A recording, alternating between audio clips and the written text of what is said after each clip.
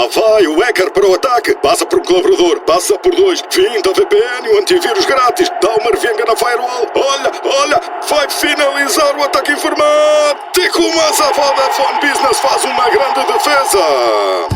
Agora a sua empresa pode ter a melhor defesa contra ataques informáticos. Com os seus equipamentos protegidos com o Trend Micro, a partir de 1,70€ por mês, o seu negócio pode tudo. Together we can. Vodafone Business.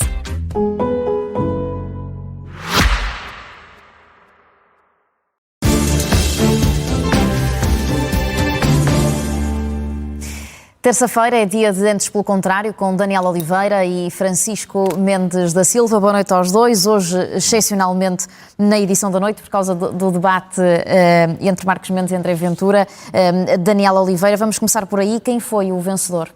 Eu não gosto muito de utilizar esta expressão, odeio estas expressões, arrasou, esmagou, mas pelo menos durante os 2 primeiros terços do debate, Luís Montenegro passou André Ventura a ferro.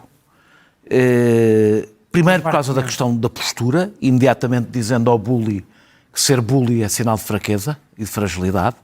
Depois porque disse que o rei ia nu. Se por acaso André Ventura fosse à segunda volta, aconteceria esta coisa extraordinária, que é ir à segunda volta alguém que não quer sequer ser Presidente da República.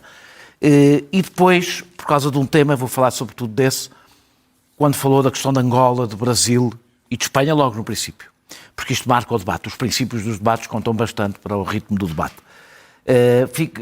Dizendo o evidente, não dizendo assim com estas palavras, mas que se André Ventura, por acaso, fosse Presidente da República e quisesse ser Presidente da República, Portugal cortava relações com, provavelmente, os 3 países com quem tem relações mais próximas, que são estes 3.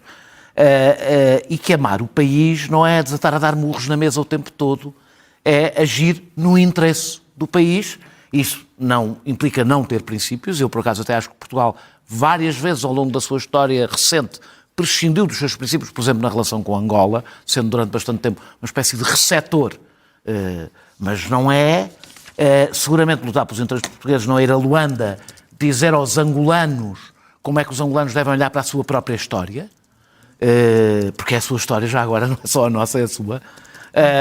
Não inclui seguramente receber o Presidente do Brasil aos urros no Parlamento e, sobretudo, não significa ir a Madrid dizer que se quer prender o Presidente do Governo espanhol. Aliás, aí também Luís Montenegro teve bastante bem quando explicou, primeiro, que um Presidente da República não é o xerife da República, ainda por cima em terra alheia, ainda mais estranho, e que um político não manda prender outros políticos. Isso faz em ditaduras. Terminando, eu não sei se André Ventura perdeu muito ou perdeu pouco neste debate. Deu uma grande ajuda a Luís Montenegro com uma coisa que eu disse que até acho que não é verdadeira, mas que ele disse várias vezes: você dá-se bem com toda a gente. Ora, isso é um bom cartão de visita para alguém que quer concorrer à Presidência da República. Eu termino só mesmo dizendo que a grande fragilidade, que foi no fim, no último terço, de Luís Marcos Mendes, foi a ideia do conceito de Estado para a corrupção, que é uma coisa pífia e que só permitiu que o André Ventura ficasse mais tempo a falar daquilo, até falando de 50 anos de corrupção do PSD. Ele esqueceu-se que foi dirigente, militante e autarca do PSD, podia ter falado disso nessa altura, e ter sido comentador tanto tempo, não tão independente assim, e portanto haver várias contradições que outros candidatos pegarão. Mas no deve haver, eu acho que Marcos Mendes claramente esteve muitíssimo bem neste debate e manteve, sobretudo, uma calma do princípio até ao fim, que é sempre uma vantagem. Vamos à análise do Francisco Mendes da Silva, ao debate da noite. Quem é que ganhou para si, Francisco? Bem, antes de mais eu tenho que fazer a declaração de interesse de sempre. Eu sou apoiante de Luís Marcos Mendes e, portanto, se eu disser aqui que ele ganhou, quer dizer, as pessoas perceberão que também estou, enfim, imbuído do espírito da campanha. Mas ainda assim interessa-me menos dizer quem ganhou, e então essa coisa das notas não são para aqui chamadas. Não é para aqui chamada, mas eu acho que houve uma diferença muito grande. Isso não quer dizer que a diferença seja má para um ou para o outro, e bom para o outro. Eu acho que Luís Marcos Mendes esteve com a postura típica de um Presidente da República, sereno, ponderado, pedagógico. Teve, do ponto de vista material das ideias, teve todas as ideias típicas de um Presidente da República, devedoras previsivelmente, toda a gente diz que ele, enfim, ou muita gente que diz, enfim, é previsível, mas é isso, quer dizer, o que é um Presidente da República, qual é que é o melhor cartão de visita para um Presidente da República se não ser previsível? E aqui, Luís Marcos Mendes é impossível dizer o contrário, perfeitamente encaixado dentro do perímetro do consenso democrático português. Não houve nenhuma situação, nenhum ponto de discussão em que Luís Marcos Mendes tenha sido atirado para fora de pé com alguma ideia absurda ou com alguma opinião ou proposta que fuja do consenso da democracia portuguesa. Ao contrário de André Ventura, esteve no seu best-of de inanidades, talvez um pouco mais nervoso do que o habitual, com o seu estilo chitadinho de sempre, só que, de facto, aquilo já soa um bocadinho cansativo. Parece um artista de variedades na sua fase de digressão de casinos, já só para os fãs mais acérrimos. Do que eu não tenho a certeza é que esses fãs acérrimos não sejam ainda um pecúlio suficientemente grande para o fazer passar a uma segunda volta. Não sei se isso assim é ou não. O que ficou claro, a meu ver, é que Luís Marcos Mendes é o principal inimigo de André Ventura, tal como ele o vê.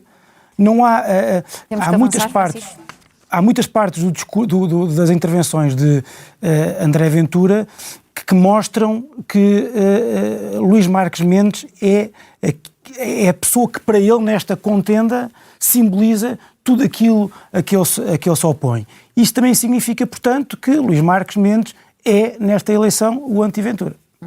Vamos à comemoração dos 50 anos do 25 de novembro. O Daniel Oliveira, para lhe perguntar se concordou com a sessão muito semelhante à do 25 de abril e como é que olhou para o momento dos cravos e das rosas que marcou a sessão solene. É bem feita.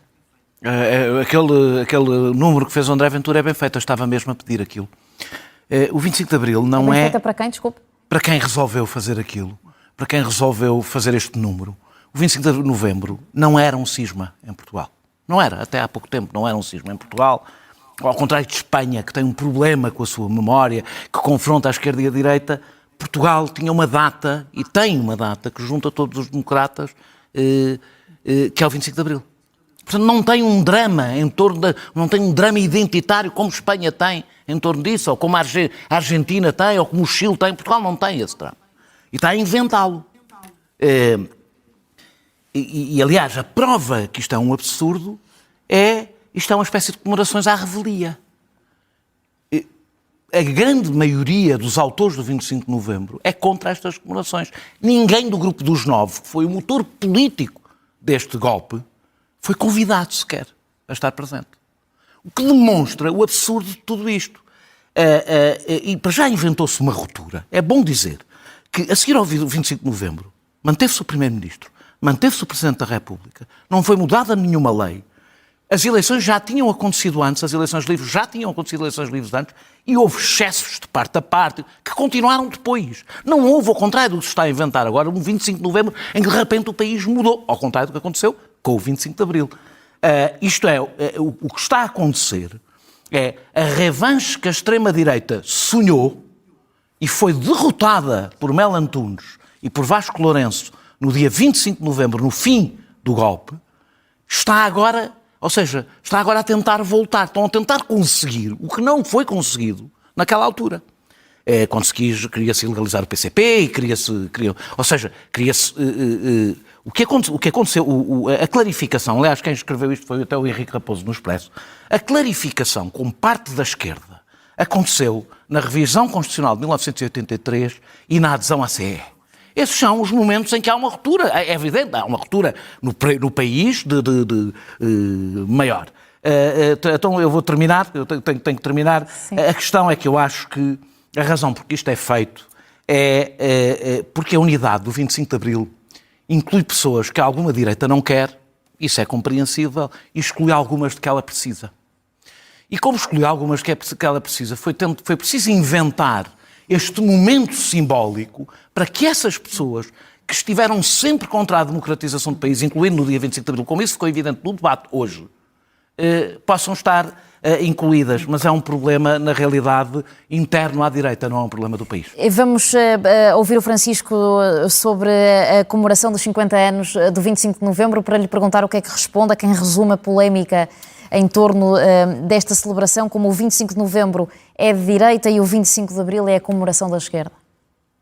É uma desgraça que essa interpretação se consolide na sociedade portuguesa. Há um autocolante que provavelmente conhecerão da campanha da AD nos anos 70 que diz: eu sou AD, eu trabalho. E eu quero invocar esse princípio para dizer que eu não vi hoje as intervenções, não vi a sessão, não vi em direto, não vi em diferido, não conto ver. Decido fazer greve a este tema, ainda que tenha algumas coisas para dizer. É um tema de guerra cultural, divisão artificial da sociedade portuguesa. O 25 de novembro foi muito importante, deve ser assinalado, deve ser celebrado, deve ser ensinado, deve ser estudado. É uma das datas mais importantes da consolidação da democracia, que evitou que Portugal resvalasse para uma nova ditadura, mas não é uma data fundadora. A data fundadora é o 25 de abril e os regimes normalmente celebram as datas fundadoras. Se vamos celebrar todas as datas importantes, qualquer dia também temos que celebrar a data das primeiras eleições livres, a data da Constituição, enfim, também é o 25 de abril. São as duas, mas, por exemplo, também a adesão de Portugal à CEE. Outra coisa que eu gostaria de dizer é que esta é uma forma de controlar a narrativa histórica por parte da direita hegemónica circunstancial. A hegemonia política também se manifesta e conquista através destes simbolismos de controlo da narrativa histórica. Eu tenho lamento, no entanto, que a direita, que passou muitos anos a tentar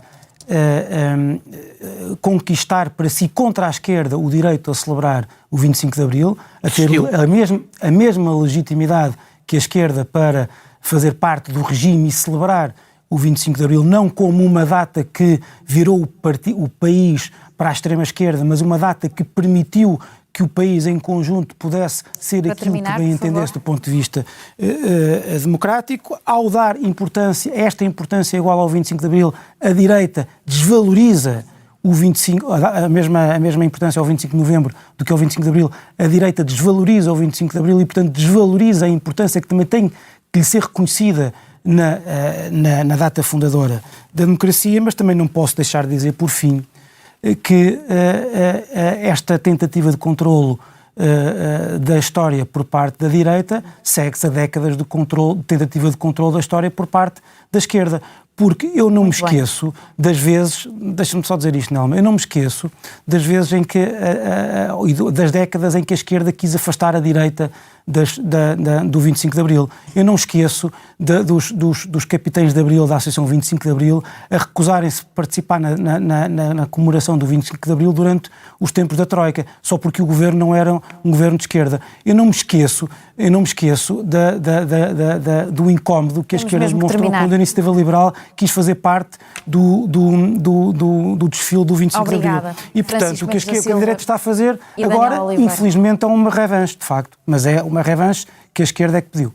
Obrigada aos dois e desculpem acelerar, mas não temos mesmo mais tempo. Até uma próxima.